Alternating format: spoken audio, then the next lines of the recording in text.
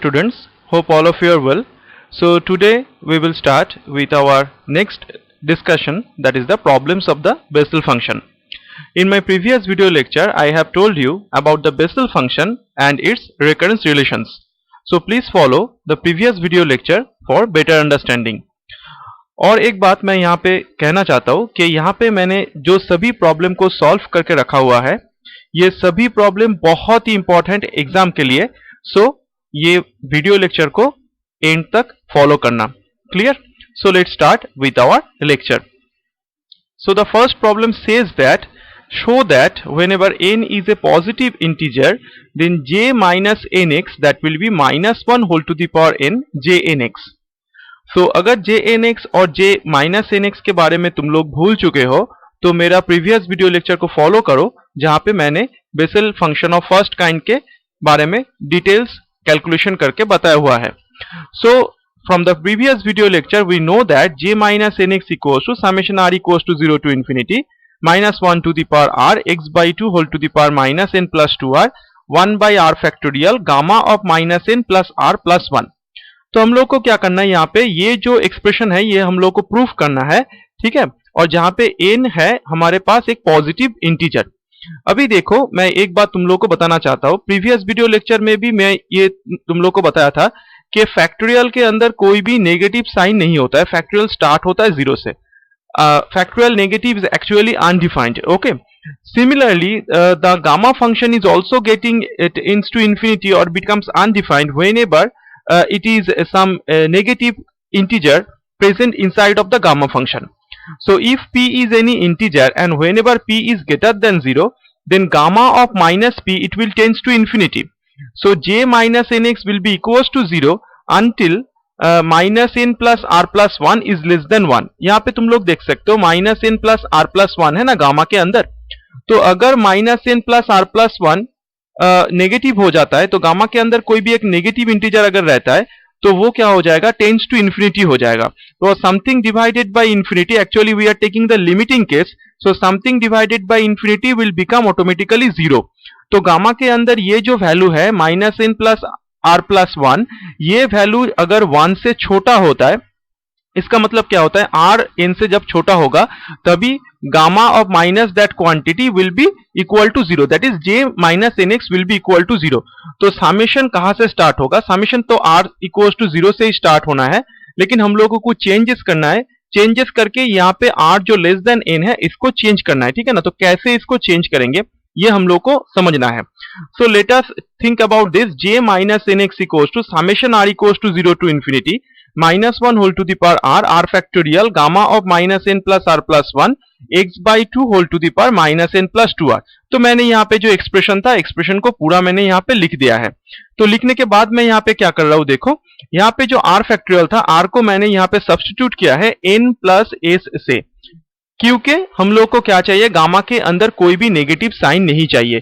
अगर गामा के अंदर कोई भी नेगेटिव इंटीजर आ जाता है तो उसका वैल्यू हो जाता है माइनस इंफिनिटी, और वो वैल्यू क्या करेगा, something divided by infinity is nothing but quantity will be zero. तो हम लोग चाहते हैं कि यहाँ पे गामा के अंदर कोई पॉजिटिव क्वांटिटी रहे, नेगेटिव क्वांटिटी कुछ नहीं रहे यहाँ के गामा के अंदर, ठीक है ना. तो आर को हम लोग सब्स्टिट्यूट करेंगे n plus s. So if r equals to n plus s, then minus of n plus r plus 1 it will be simply becomes s plus 1. You can take that minus n plus r plus 1, it will be simply become minus n, यहाँ पे लेके चले आओ, minus n plus r plus 1 क्या हो जाएगा, s plus 1 हो जाएगा. तो यहाँ पे हो जाएगा s plus 1 और यहाँ पे क्या हो जाएगा, n plus s फैक्टोरियल हो जाएगा. अभी s कहाँ से स्टार्ट होगा, जीरो से स्टार्ट होगा, क्योंकि r का वैल्यू क्या है, n से छोटा है, ठीक है ना. तो r का वैल्यू जब n से छोटा होगा तब j ऑफ माइनस nx का वैल्यू क्या हो जाएगा, जीरो हो जाएगा. तो एक्चुअली r का वैल्यू जब n से स्टार्ट होता है तभी जाके हम लोग j माइनस nx का वैल्यू लिख सकते हैं, otherwise the value of j minus nx will be equals to zero. Clear? So it will start from s equal to zero. If you put r equal to n here, if you put r equal to n here, n will be cancelled out and s will be starting from 0. ये अच्छे से समझो, r का value जब n से छोटा है तो gamma of minus quantity will tends to infinity and j minus nx will be zero. तो r का वैल्यू जीरो से स्टार्ट करके इंफिनिटी तक जाता है, तो जीरो से स्टार्ट करके n तक जाएगा, उसके बाद n प्लस वन से स्टार्ट करके इंफिनिटी तक जाएगा. ये है ना, समेशन क्या होता है, r इक्वल्स टू 0 है, उसके बाद 1 आएगा, उसके बाद 2 आएगा, ऐसे करके समेशन कितना तक जाएगा, इंफिनिटी तक जाएगा। तो 0 से इंफिनिटी के बीच में कहीं ना कहीं जगह पे तो n है, तो r 0 से n तक जाता है, उसके बाद n प्लस 1 से लेके इंफिनिटी तक जाता है। अगर हम लोग इंटीग्रेशन में लिमिट्स को लिखते हैं तो ऐसे ही लिखते हैं ना, a टू b अगर हमारे पास कोई लिमिट है इंटीग्रेशन में और उस लिमिट को हम लोग ब्रेक करना चाहते हैं c पॉइंट के रिस्पेक्ट में, तो हम लोग कैसे लिखते हैं, that is integration a to c then c to b। So यहाँ पे r 0 टू n जाएगा, उसके बाद n से इंफिनिटी तक जाएगा, लेकिन r जब 0 से n जाएगा इसका मतलब r का वैल्यू जब n से छोटा होता है तो गामा का वैल्यू क्या हो जाएगा, टेंड्स टू इंफिनिटी हो जाएगा, and something divided by infinity is nothing but equal to zero quantity. So r का वैल्यू जब 0 टू n है तो उसी में j ऑफ माइनस nx का वैल्यू सभी वैल्यू क्या हो चुका है, 0 हो चुका है। तो एक्चुअली r कहां से स्टार्ट होगा, n प्लस 1 से स्टार्ट होगा। तो r अगर n प्लस 1 से स्टार्ट होता है तो यहाँ पे अगर r n बिठाएंगे हम लोग यहाँ पे तो n n कैंसिल आउट हो जाएगा, लेस देन n के लिए सही है। तो अगर इक्वल टू n करेंगे तो यहाँ पे क्या हो जाएगा, n n कैंसिल आउट होगा और a स्टार्ट हो जाएगा 0 से। So putting s equal to 0 to infinity we will have this quantity. Okay, तो यहाँ पे हम लोग देख सकते हैं -1 टू द पावर n को बाहर ले लो, यहाँ पे जो प्रूफ करने के दिया था यहाँ पे देख सकते हो -1 टू द पावर n बाहर है, तो -1 टू द पावर n को मैंने बाहर लिया है और यहाँ पे क्या रह जाता है, -1 to the power s, this will be equals to s factorial and that will be equals to gamma of n plus s plus 1। Why I am writing this gamma s plus 1, तो gamma n plus 1 क्या होता है, gamma n plus 1 is actually what, that is n factorial ना। तो gamma n plus 1 equals to n factorial है, तो gamma s plus 1 क्या हो जाएगा, s फैक्टोरियल होगा। तो यहाँ पे मैंने s फैक्टोरियल लिख दिया है गामा s प्लस 1 से, और n प्लस s फैक्टोरियल का मतलब क्या होगा, n plus s factorial is equals to gamma of n plus s plus 1। ठीक है, गामा फंक्शन के बारे में मैंने पिछले वीडियो लेक्चर में कहा था, उसको फॉलो कर लो। गामा ऑफ n प्लस 1 का मतलब होता है n गामा n और दूसरा फॉर्म है n फैक्टोरियल। तो अगर गामा ऑफ n प्लस 1 है तो उसका वैल्यू n फैक्टोरियल होता है, या फिर अगर n फैक्टोरियल है तो उसका वैल्यू क्या हो जाता है, गामा ऑफ n प्लस 1 हो जाता है। तो n plus s factorial that is equals to gamma of n plus 1 s plus 1। तो ये जो फॉर्मूला मैंने यहाँ पे लिखा है, तो ये फॉर्मूला हम लोग को कौन सा एक्सप्रेशन को दे रहा है, this formula is giving us the expression of the j in x, that is the Bessel function of first kind. So we have proved this problem. Okay, now let us try to prove that j0 dash equals to minus of j1। तो इसको कैसे proof करें, j0 dash equals to minus of j1। अभी देखो हम लोग recurrence formula के बारे में पिछले वीडियो लेक्चर में थॉरोली डिस्कस किए हैं। तो वो जो पिछले वीडियो लेक्चर में मैंने रेकरेंस फॉर्मूला नंबर 2 को प्रूफ किया था, वो रेकरेंस नंबर फॉर्मूला 2 यहाँ पे हम लोगों को लगेगा। तो उसी को मैंने यहाँ पे लिखा है x j n dash x equals to n j n x minus x into j n plus 1 x।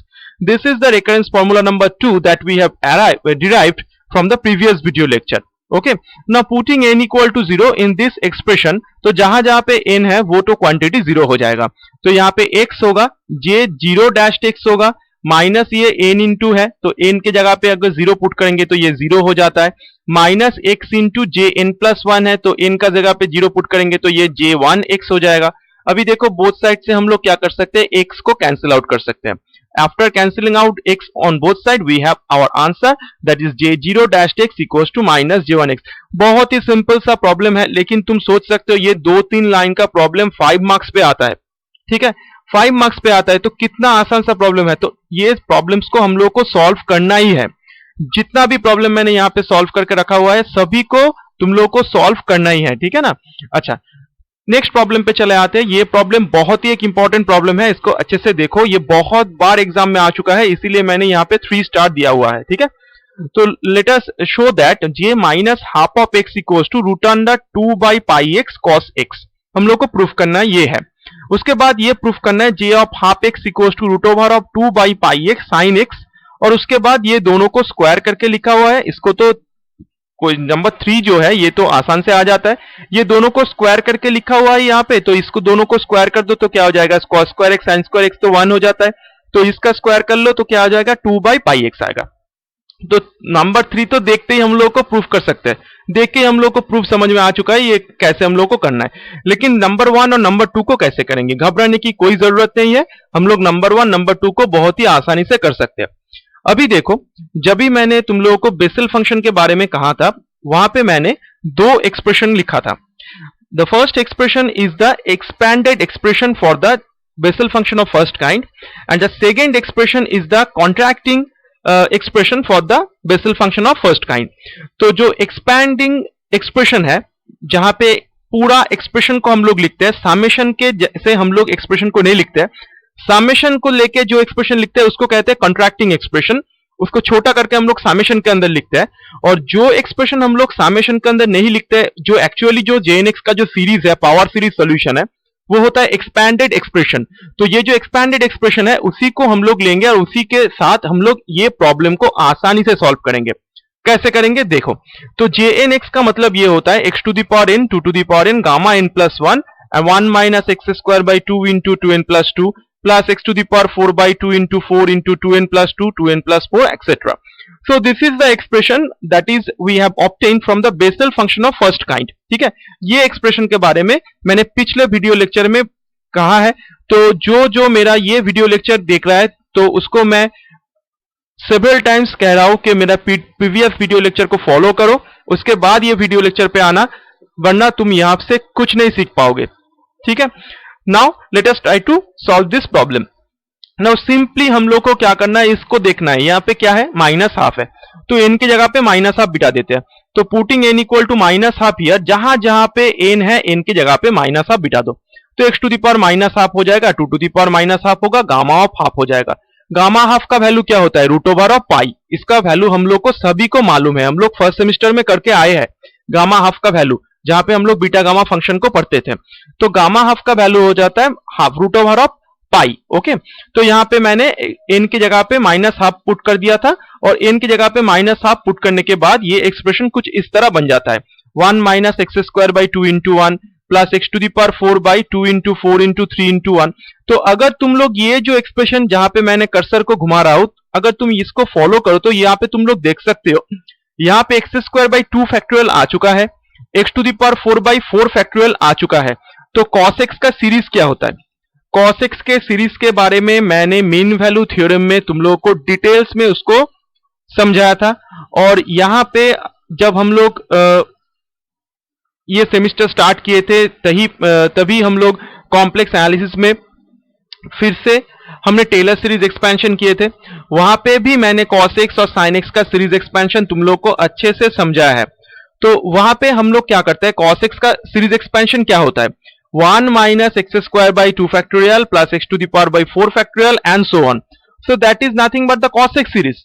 तो यहाँ पे जो सीरीज मैंने लिखा है ऑटोमेटिकली कॉस एक्स सीरीज हो चुका है। तो यहाँ पे दिक्कत क्या है, एक लाइन में आंसर आ चुका है। यहाँ पे J N equal to minus half बिठा दो, ये जो एक्सप्रेशन है, this expression is nothing but the series of the cos X, so it is simply becomes cos X on the right hand side. और बाहर जो है, जो कॉमन टर्म है, उसको हम लोग अगर कैलकुलेट करना चाहते हैं तो X to the power minus half क्या हो जाएगा, नीचे रूट ओवर ऑफ एक्स आ जाएगा। गामा हाफ क्या हो जाता है, रूट ओवर ऑफ पाई है, 2 to the power minus half है तो 2 ऊपर चला जाएगा, 2 to the power minus half है तो रूट ओवर ऑफ 2 ऊपर चला जाएगा, तो root over of 2 by pi X हो जाएगा। सेम टाइप ऑफ प्रूफ है साइन एक्स के लिए। तो यहां पे क्या करना है, एन इक्वल टू हाफ बिठाना है, एन इक्वल टू हाफ बिठाना है। तो अगर N equal to half put करेंगे तो यहां पे हम लोग देख सकते हैं X to the power half आ रहा है, ठीक है, 2 टू दी पावर हाफ आ रहा है, गामा ऑफ 3/2 है, और -1 expression will be like this. अभी देखो साइन एक्स का सीरीज एक्सपेंशन क्या होता है, साइन एक्स का सीरीज एक्स का ऑड टर्म्स को लेके स्टार्ट होता है। That means x minus x cube by 3 factorial, x to the power 5 by 5 factorial. This is the expression for the sin x. But for the cos x, the terms will be in the even terms. That is 1 minus x square by 2 factorial plus x to the power 4 by 4 factorial and so on. तो यहाँ पे तो x square है, x to the power 4 है, तो इसको कैसे करेंगे, ये समझने के लिए हम लोग को क्या करना है, इसको अच्छे से देखना है, एक्सप्रेशन को अच्छे से देखना है, क्या प्रूफ करने का जरूरत है हम लोग को, उसको फॉलो करना है। यहां पे देखो 1 बाई रूट एक्स है, राइट हैंड साइड पे हम लोग देख सकते हैं 1 बाई रूट एक्स है। यहां पे जब पहला प्रॉब्लम हम लोग सॉल्व कर रहे थे N equal to minus half लेके, तो X to the power minus of half पहले से ही यहां पे आ चुका था, इसीलिए 1 बाई रूट एक्स यहां पे पहले से ही आ चुका था। लेकिन यहां पे क्या है, यहां पे है X to the power half, यहां पे न्यूमरेटर पे X to the power half है, इसका मतलब root over of X is lying on the upper side of the fraction, that is on the numerator, but we want this root over of x in the denominator. So what we have to do, we have to simply take 1 by x common from this expression. यहां से 1 by x को तुम common ले लो, तो common लेने के बाद क्या आ जाता है, यहां पे एक x आ जाएगा, यहां पे x क्यूब आ जाएगा, यहां पे x टू द पावर 5 आ जाएगा, और ये एक्सप्रेशन क्या हो जाएगा, सिंपली sin x हो जाएगा. बहुत ही आसान है, तुम लोग देख सकते हो और समझ सकते हो कितना आसान है, ठीक है ना. तो 1 by x को मैंने यहां से कॉमन लिया है, तो यहां पे जो एक्सप्रेशन बन जाएगा that will be equals to x minus X cube by 3 factorial x to the power 5 by 5 factorial, और सिंपली इसको कैलकुलेट करो तो ये आ जाएगा root over of 2 by pi X sine X. और 1 और 2 जो दोनों को प्रूफ करने के बाद दोनों को स्क्वायर कर दो और ऐड कर दो, तो squaring and adding 1 and 2 we have the expression that is our required expression in number 3. So let us try to solve our next problem, and this is the last problem for the Bessel function, and this expression says that express j4x in terms of j0 and j1. यहाँ पे जो problem है ये बहुत ही important problem है, और ये problem भी बहुत बार एग्जाम में आता है. तो इसको समझने के लिए हम लोग को क्या करना है, देखो ये जो प्रॉब्लम मैंने यहाँ पे सॉल्व किया है, ये प्रॉब्लम तुम लोग एग्जाम में फेस कर सकते हो कोई नंबर से. जैसे यहाँ पे प्रॉब्लम कहा है कि j4x को हम लोग को लिखना है in terms of j0 and j1, but it may be something like that we have to express j5x in terms of j0 and j1, or we have to express j2 in terms of j0 and j1. तो कोई भी value हो, problem यही होगा, और इसी method से हम लोग क्या करेंगे, ये प्रॉब्लम को सॉल्व करेंगे. ठीक है, तो मेथड को अच्छे से सीख लो. j4x हो, j5x हो, j6x हो, चुटकी में हो जाएगा. तो कैसे करेंगे देखो. So from the reconciliation number 4, the reconciliation number 4 of the previous video lecture, बार बार यही आ रहा है क्योंकि रिकंसिलिएशन के सिवाय हम लोग यहां से कुछ नहीं कर सकते. So from the reconciliation number 4 we have the expression that is 2n(jnx) equals to xjn-1x plus xjn+1x. तो यहां से हम लोग jn+1 को लेफ्ट हैंड साइड से राइट हैंड साइड से लेफ्ट हैंड साइड पे लेके चले आते हैं. ठीक है ना. तो jn+1x क्या हो जाएगा, 2n by x jnx minus jn-1x. तो jn+1x को मैंने लेफ्ट हैंड साइड में लाया है, और लेफ्ट हैंड साइड में जो था उसको राइट हैंड साइड पे लेके चला गया हूं, और साइन को अल्टरनेटली करने के बाद एक माइनस साइन आएगा बोथ साइड पे, उसको कैंसिल करने के बाद एक्सप्रेशन कुछ इस तरह हो जाता है. Now simply putting j2, n equal to 2 बिठाने से यहाँ पे क्या हो जाएगा, j3 हो जाएगा. n इक्वल टू 3 बिठाने से क्या हो जाएगा, j4 आ जाएगा. तो यहाँ पे हम लोग को j4 चाहिए, तो हम लोग को क्या करना है, n इक्वल टू 3 बिठाना है या n इक्वल टू 2 बिठाना है. तो n इक्वल टू 2 बिठाएंगे तो क्या आएगा, j3x आएगा. तो j3x का वैल्यू क्या आ जाता है, 4/x j2x minus j1x. Clear. और n इक्वल टू 3 बिठाने से क्या आ जाता है, 6/x j3x माइनस j2x. तो अभी देखो हम लोग को एक्सप्रेस क्या करना है, एक्सप्रेस करना है j4x को, लेकिन किसके टर्म्स पे एक्सप्रेस करना है, j0x के टर्म पे और j1 के टर्म पे. j1 j2 के टर्म पे भी नहीं करना है, j2 j3 के टर्म पे भी नहीं करना है, j1 के रिस्पेक्ट में करना है और j0 के रिस्पेक्ट में इसको एक्सप्रेस करना है. Now we have to do what? That is j4x will be equals to this expression. We have written now this expression. तो यहाँ पे हम लोग देख सकते हैं 6/x लेके यहाँ पे j3x है. तो j3x का वैल्यू क्या है, अभी तो मैंने लिखा है ना यहाँ पे j3x क्या है, 4/x j2x minus j1x. So simply मैंने यहाँ पे क्या कर दिया है, 6/x को लिख के यहाँ पे j3x का एक्सप्रेशन जो है ये वैल्यू हम लोगों ने यहाँ पे सब्स्टिट्यूट किया है. ठीक है ना. तो j3x that will be equals to 4/x j2x minus j1x, minus यहाँ पे j2x जैसे था j2x को मैंने यहाँ पे लिख दिया है. सिंपली इसको मैंने एक्सप्रेशन को लिखा है और ब्रैकेट को उठा दिया है. ब्रैकेट को उठाने के बाद ये क्या आ जाता है, 24/x² j2x minus 6/x j1x minus j2x. तो अगर तुम लोग ये एक्सप्रेशन फॉलो करते हो तो यहाँ पे तुम लोग देख सकते हो यहाँ पे कौन सा टर्म है, that is equal to j2 and j1. लेकिन हम लोग को चाहिए j0 एंड j1, तो j2 को हम लोग को हटाना है. तो j2 को हम लोग कैसे हटाएंगे, j2 को कॉमन ले लेते हैं. तो j2 को कॉमन लेते हैं तो क्या आ जाता है, 24/x² माइनस 1 आ जाता है. ठीक है ना यहाँ पे. और j1 को छोड़ देते हैं क्योंकि j1 को तो हम लोग को चाहिए, j2 को चेंज करना है. फिर से ये एक्सप्रेशन पे चले जाओ, 1 पे चले जाओ, और 1 पे n इक्वल टू 1 पुट कर दो. n इक्वल टू 1 पुट कर दो तो क्या आ जाता है, यहाँ पे j2 आ जाएगा. ठीक है. So that will be equals to j2 and this will be equals to this expression. So putting n equal to 1 in the given equation number 1 we have j2x that will be equal to this. So if j2x equals to this, now we know the j2x value in terms of j0 and j1. तो j2 का value j0 और j1 के respect में आ चुका है, तो इसको value यहाँ पे सिंपली पुट कर दो। तो 24 by x square minus 1 into j2x equals to क्या है 2 by x j1x minus j0x minus 6 by x into j1x। इसको ब्रेक कर दो, ब्रेक करके कॉमन ले लो, आसान सा प्रॉब्लम है, आसानी से आ जाएगा। तो ये प्रॉब्लम से हम लोग जानते हैं अभी कि ये प्रॉब्लम हम लोगों को समझ में आ चुका है। और if any functions are given like j5x or j6x or j7x, then we can easily prove that with the help of this recurrence relation. So recurrence relation बहुत ही इंपॉर्टेंट है, वो वीडियो लेक्चर को अच्छे से फॉलो कर लो। Clear? तो इसी के साथ मेरा बेसल फंक्शन कंप्लीट हो जाता है। इसके बाद मैं लेजेंडर फंक्शन स्टार्ट करूंगा।